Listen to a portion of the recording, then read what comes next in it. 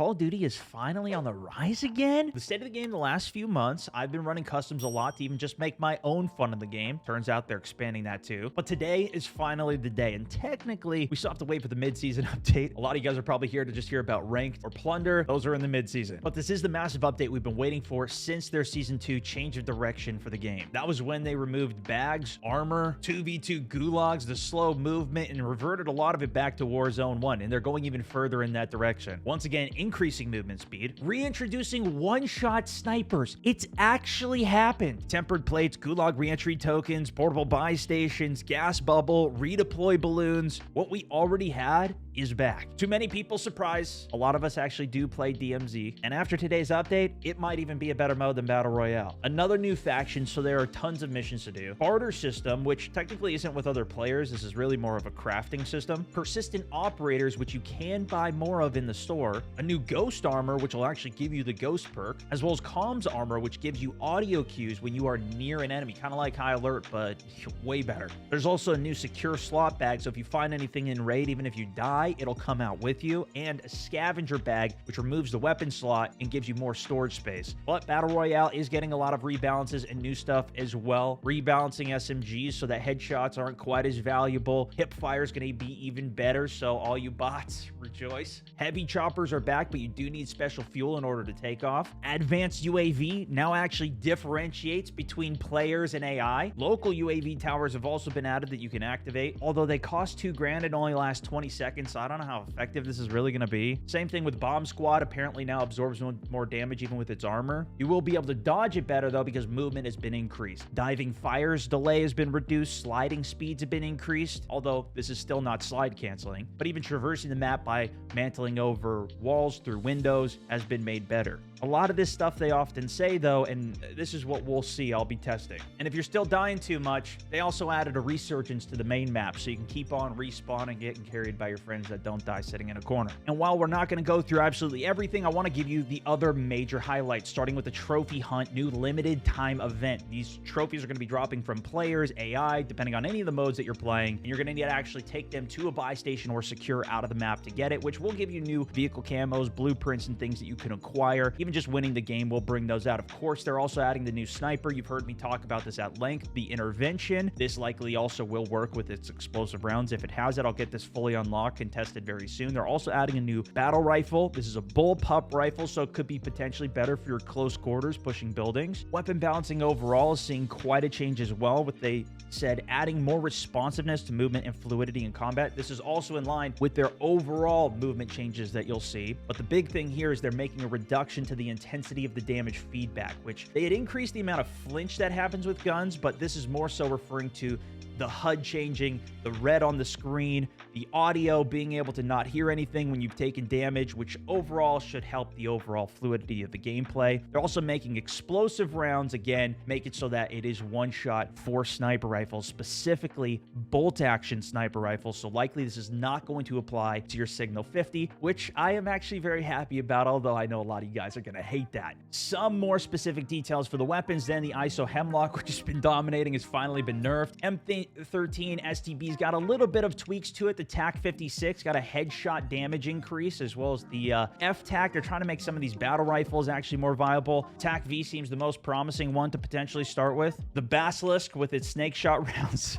finally got nerfed, and they mentioned it in multiple different line items, as well as even Akimbo further got nerfed. They only mentioned the RAL and the RPK getting nerfed here as well. Tempest Torrent got hit, and as you heard me mention, the submachine guns actually got a hip fire spread buff, while a lot of the actual individual guns that you would expect, like the Lockman, Vaznev, and Vel, all got headshot damage multiplier decreases. Accuracy, guess not as important anymore. When it comes to barrel stocks and magazines, they said they want to increase the upside for this while decreasing their downsides, essentially making them overall more effective attachments. This is talking about heavy barrels, light barrels, short barrels, even bipods. Lasers are going to be more visible, which is worth noting. But the main thing from reading all of this is that handling and movement speeds are increased. You'll be able to aim down sight faster, run faster, move faster, sprint to fire faster, even with the small mags. Double tap, single tap mods getting buffed. But there's so many attachments people never use that they're trying to bring some some of them out. They nerfed almost all the lethals that you use, including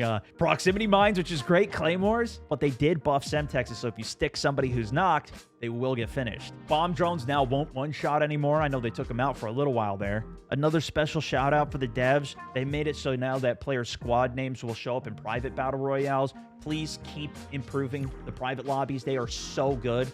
There's a ton of bug fixes in this game, but I think the most notable one is that blueprints that were unable to be brought into DMZ should be fixed. I say should. And they fixed a bug preventing some of the LTV or armored trucks from having their tires popped. So be careful if you're out driving those, trying to get easy wins. More specifically for Battle Royale here, tempered plates will be found in strongholds, which have gotten a lot more value. Heavy choppers are now back, although you will need this special fuel canister. There's going to be 5 different locations you can find them on the map. Once initially fueled, they can use any station. And if you're going up against them, they are also more vulnerable to explosive damage. They also decrease the interrogation time from 5 seconds to 3 seconds, and it guarantees that their enemy team will be pinged even if they die out immediately. There's still a lot needed in terms of quality life to bring us back to where Warzone 1 was, but some good changes. The UAVs now individually marking AI will make them far more worth getting from black sites. Try not to pop them too early, though. They can absolutely win you a game. And they finally moved the kill streak banner from right in front of your aimed-down sight, so you can still fight while something's being called in on you. Another notable bug fix here was mortar strikes will now hit AI, which is great for DMZ. Many of you will remember that mission, as well as they added items being persistent for stim pistols, as well as the new rebreather, which lets you breathe underwater. Massive resurgence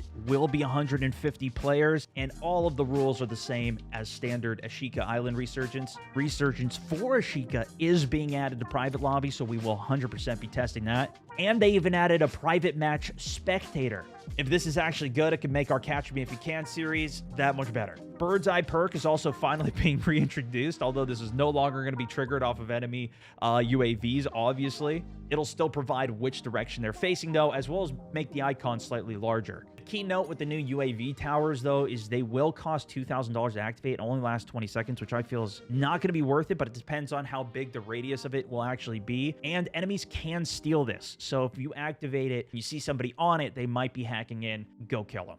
It looks like there's a new way to actually secure a stronghold, potentially having to locate and defend a position against waves of enemies, as well as Black Site. A new one's been added up at Rohan Oil. They're also changing the pacing of the game, decreasing the time between the gas in the mid-game, which won't speed up the zone close, but decrease the wait time you have to go for. My bigger problem is the end game, how short that wait time actually is between zones. Would still love to see some changes on that, but this should make for a better overall game flow. They're also adding most wanted supply drops, so if you complete one of those contracts, it will also be available and visible to everybody on the map. So full send it on a team that's trying to regain, or be careful when that thing comes in. At strongholds, you no longer need to find 2 boxes. It's just going to be 1, and it's going to have more loot in it. Intel contracts now could be far more worth doing. You don't need to secure a laptop before going up into a tower. Instead, they added more places that you can upload, and you just go to that point, secure it, and the contract will be completed. Again, more similar to how Warzone 1 was. Buy stations now always have gas masks, as well as even portable radars, and they also decreased the pricing of almost all of the items. For the controller guys as well, they made it so that the loadout markers will always be in the same spot. Just press down once. It'll be more fluid to get quick buys, and they're adding more total buy stations around the map, as well as they added additional locations for ammo caches. Hopefully they're not all just in the southeast corner of the map. If any of you guys have been floating up in the sky when you're coming back, spawn protection will now expire after 10 seconds, and with our new one-shot snipers, look for those guys in the sky staying up there. Coordinates and map elements that you ping will now be out on the edge of the map, not just disappear. You can see which direction generally you need to go, as well as items that you ping will show the above and below indicator, make it a little bit easier. As for DMZ, I read through an entire blog post on this, and in addition to the new faction, which is going to give us tons of new missions throughout the season,